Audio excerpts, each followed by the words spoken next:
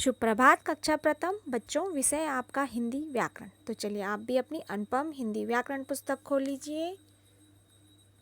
और बच्चों, हम इसमें अध्ययन कर रहे थे आपके प्रथम अध्याय भाषा का, जिसमें हमने जाना कि संसार में प्रत्येक मनुष्य अपनी आवाज़ ध्वनि के माध्यम से ही अपने भावों और विचारों को प्रकट करता है, और केवल मनुष्य ही अपने मन की बात, मन के विचार, मन के भाव बोलकर या लिखकर व्यक्त कर सकता है। इस तरह हमने जाना कि भाषा के 4 अंग होते हैं, मुख्य अंग होते हैं, जिसमें हैं लिखना, पढ़ना, बोलना और सुनना। ये चारों क्या हैं? भाषा के मुख्य 4 अंग हैं। और आज हम पढ़ेंगे भाषा के रूप, काइंड्स ऑफ लैंग्वेज। तो यहाँ पे है भाषा के 2 रूप होते हैं। भाषा के 2 रूप होते हैं, मौखिक रूप और लिखित रूप।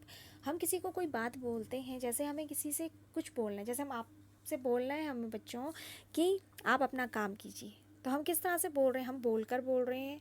मौखिक बोलना क्या हो गया? हमारा मौखिक रूप हो गया। तो हम मौखिक रूप से बोल रहे हैं आपको कि आप अपना काम कीजिए, आप अपनी पेंसिल रबड़ लेके आइए। तो ये क्या हो गया? आप हमारा कौन सी भाषा हुई? ये मौखिक भाषा हुई कि हम बोलकर आपको बता रहे हैं कोई भी बात। तो इसमें है पहला मौखिक भाषा। भाषा के 2 रूप हो गए, मौखिक रूप और लिखित रूप। और पहला इसमें मौखिक भाषा, ओरल लैंग्वेज, जिसमें बोलकर तथा सुनकर मन के भावों को समझना भाषा का मौखिक रूप कहलाता है। बोलकर और सुनकर, जब हम कोई बात बोलते हैं तो दूसरा व्यक्ति क्या कर रहा है? सुन रहा है ना उस बात को। तो बोलना और सुनना भाषा का मौखिक रूप कहलाता है। जैसे कविता बोलना और सुनना, एक व्यक्ति यदि कविता बोल रहा है तो दूसरा व्यक्ति क्या कर रहा है? उस कविता को सुन रहा है। तो ये भाषा का मौखिक रूप कहलाता है।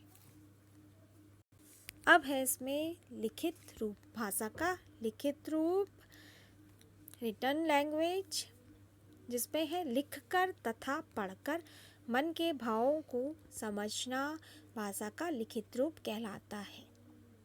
जैसे हम किसी भी बात को लिखते हैं तो दूसरा व्यक्ति क्या करेगा? उसे पढ़ेगा। यदि हमने कोई चीज़ लिखी है तो दूसरा व्यक्ति उसे क्या करेगा? पढ़ेगा ही ना।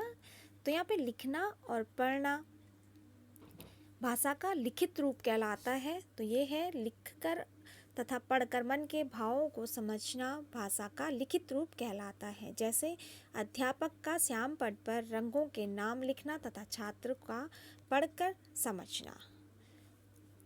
तो इस तरह बच्चों, आज हम अपनी कॉपी में भाषा के रूप लिखेंगे। तो चलिए आप भी अपनी हिंदी की कॉपी खोल लीजिए। तो देखिए, आप भी अपनी हिंदी की कॉपी में सबसे पहले आज के दिनांक, फिर पाठ संख्या, पाठ का नाम लिखेंगे, फिर लिखेंगे आप भाषा के रूप, काइंड्स ऑफ लैंग्वेज। तो हमने बताया आपको कि भाषा के 2 रूप होते हैं, मौखिक भाषा और लिखित भाषा। तो इस तरह आप लिखेंगे अपनी कॉपी में कि मौखिक भाषा में है बोलकर तथा सुनकर मन के भावों को समझना भाषा का मौखिक रूप कहलाता है। जैसे फ़ोन पर बात करना, एक व्यक्ति कुछ बोल रहा है तो दूसरा व्यक्ति इसमें क्या कर रहा है? सुन रहा है ना। तो फ़ोन पर बात करना, रेडियो सुनना आदि क्या है? भाषा के मौखिक रूप हैं। फिर दूसरा देखिए इसमें भाषा का लिखित रूप। तो लिखित भाषा, ये है लिखित भाषा, लिखकर तथा पढ़कर मन के भावों को समझना या समझाना भाषा का लिखित रूप कहलाता है। जैसे पत्र लिखना और पुस्तक पढ़ना। पत्र लिखना, यहाँ पे लिखना पढ़ना दोनों कार्य हो रहे हैं। तो लिखना और पढ़ना भाषा का क्या है? लिखित रूप कहलाता है। तो इस तरह बच्चों, आज आप अपनी हिंदी की कॉपी में भाषा के रूप लिखेंगे, भाषा के मौखिक रूप और लिखित रूप को अपनी हिंदी की कॉपी में लिखेंगे। तो चलिए बच्चों, आज ये कार्य कर लीजिए। धन्यवाद बच्चों।